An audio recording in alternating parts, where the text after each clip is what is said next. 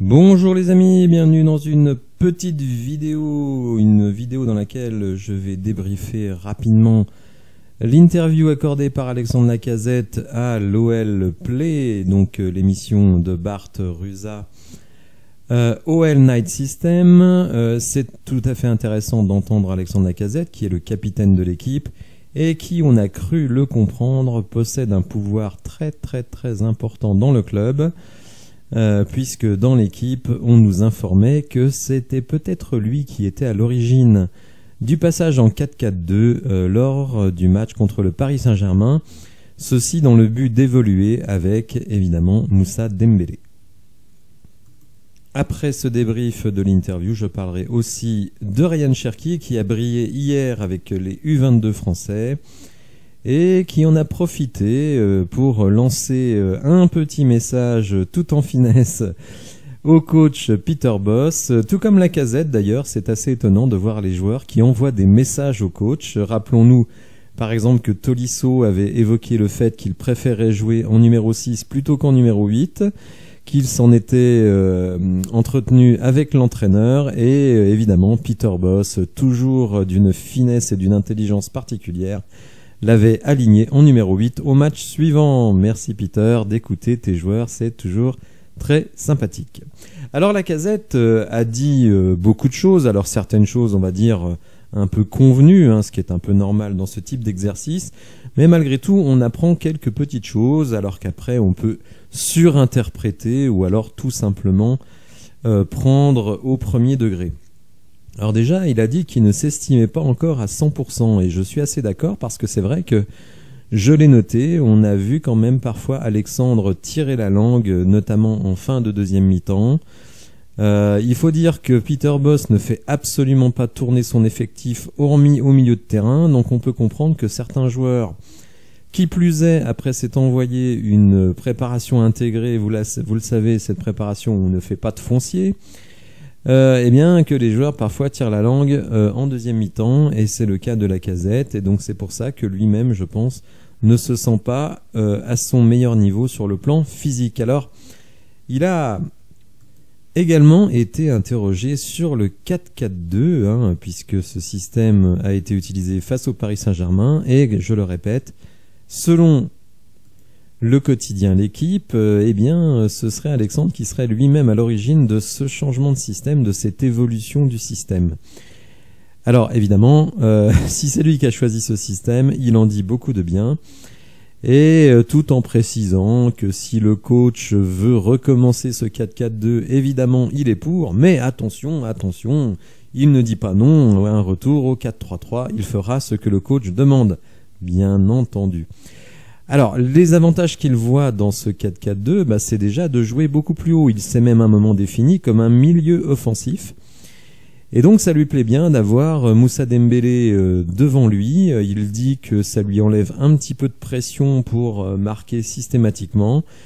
Et donc, pour laisser Moussa à la finition. Ça lui permet également de venir aider défensivement. C'est quelque chose qui nous a quand même beaucoup marqué, de voir Alexandre faire des retours un petit peu à la Paqueta pour venir aider sa défense. Alors Paqueta c'est un milieu, donc c'était moins gênant. Alex c'est le numéro 9, donc s'il vient aider en défense, évidemment il n'y a plus personne devant. Donc ça permet évidemment d'avoir ces combinaisons et avec Moussa Dembélé, et que Alexandre fasse plus de travail au milieu du terrain.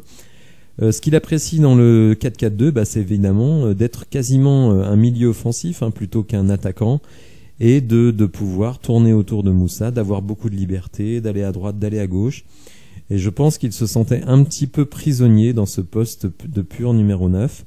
Alors, on va voir très rapidement si Peter Bosz tient compte des desiderata de ses joueurs ou pas, puisque le match contre Lens arrive dimanche, et on verra le système de jeu qui sera appliqué. Bon, vous le savez, moi je suis un fervent opposant au 4-3-3. Mon système préféré c'est le 4-2-3-1, et je verrai bien Alexandre Lacazette en numéro 10, avec Le Penant et Tolisso ou Cacré en sentinelle, ça dépend de l'état de forme des uns et des autres, mais avec un vrai créateur au milieu de terrain, parce que vraiment on a un problème de ce côté-là.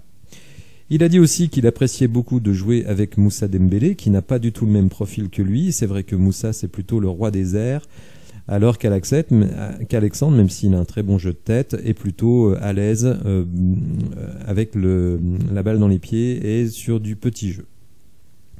Alors il a également été interrogé sur sa relation avec Peter Bosz, et il a dit qu'il y avait beaucoup de bêtises qui circulaient sur certains sites avec des clashs supposés. Bon, évidemment, on sait très bien qu'il ne peut pas dire qu'il s'est frité avec le coach, hein. Il le dira peut-être après que le coach soit parti, ce qui pourrait arriver, puisque vous le savez, l'Olympique Lyonnais lui a fixé le podium comme objectif avant la Coupe du Monde, ce qui paraît extrêmement compliqué. Mais il dit quand même qu'il a beaucoup d'échanges avec l'entraîneur. Alors bon, comment interpréter cela ? Chacun se fera son idée. Il a également dit, et bon, c'est quelque chose effectivement que l'on peut comprendre, c'est que bon, il a été opéré, vous le savez, on lui a enlevé un kyste près des cordes vocales qui vraiment l'empêchait de parler correctement, et il a dit que ce problème de voix l'avait vraiment beaucoup perturbé et beaucoup gêné dans la communication avec les joueurs sur le terrain.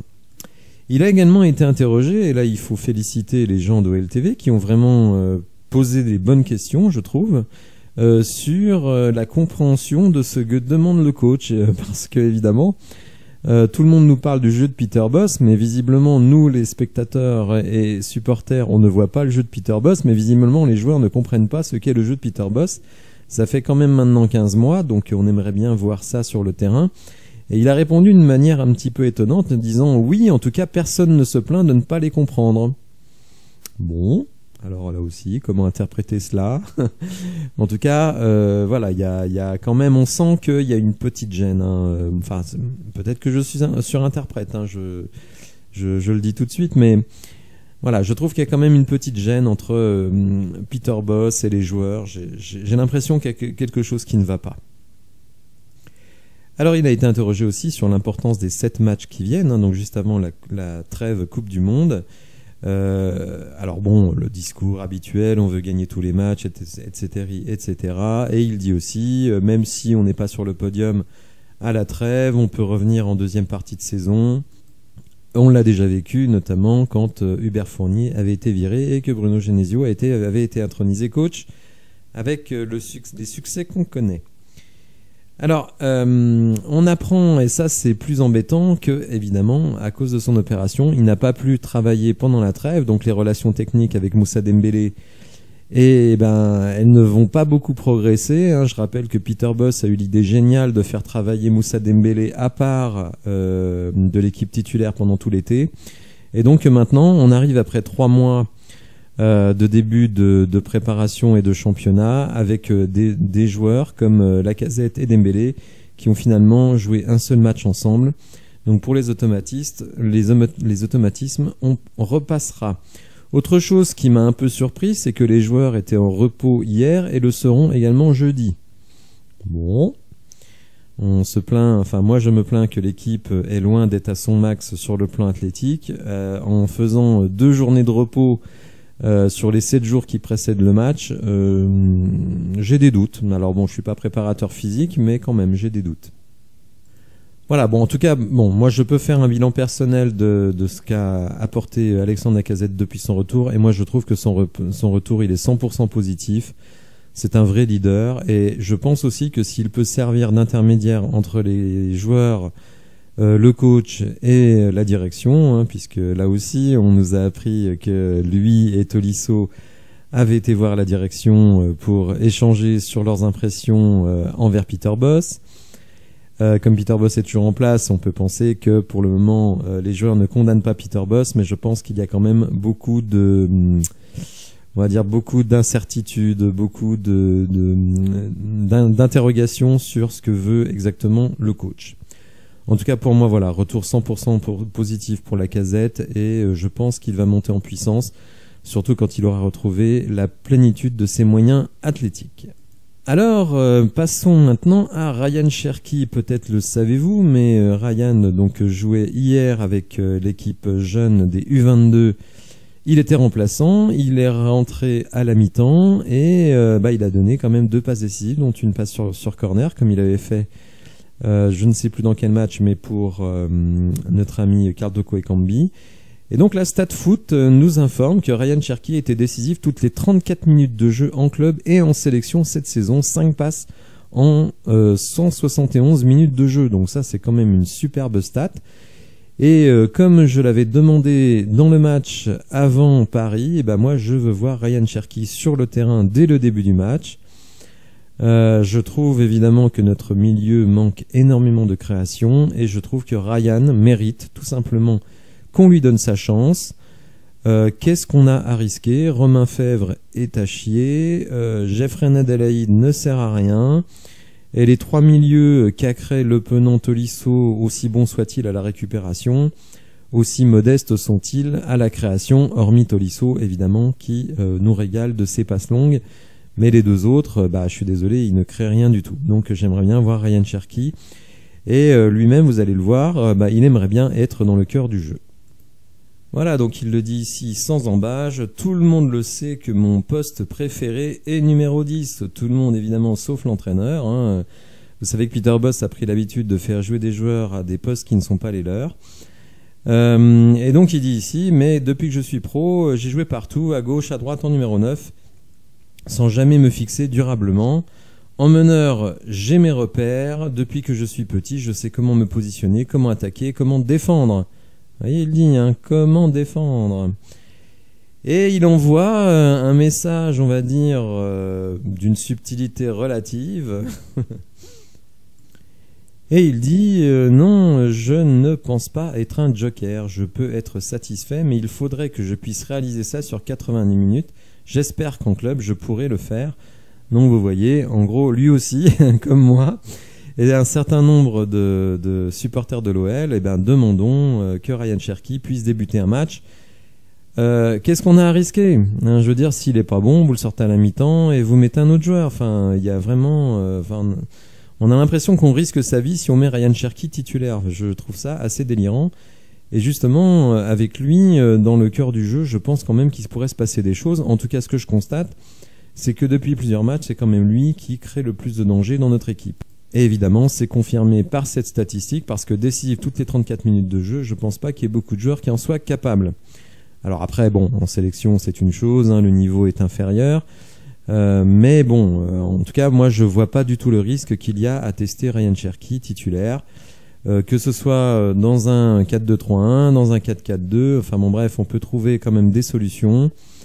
C'est au coach de les trouver. Bon, pour le moment, il n'en trouve pas beaucoup. Mais voilà, évidemment, on a hâte de voir contre Lens quel sera le système de jeu adopté. Et puis évidemment, les joueurs sur le terrain. Est-ce qu'il va y avoir des gros changements, des surprises? C'est difficile à l'heure actuelle de le savoir, mais vous le savez, l'équipe en général, le journal de l'équipe, à la compo, 48 heures avant le match, donc on va suivre ça de près. Voilà, j'espère que vous avez apprécié la vidéo. Si c'est le cas, n'hésitez pas à la liker, à vous abonner, c'est très très important. Et je vous dis à bientôt pour de nouvelles infos. Merci, au revoir.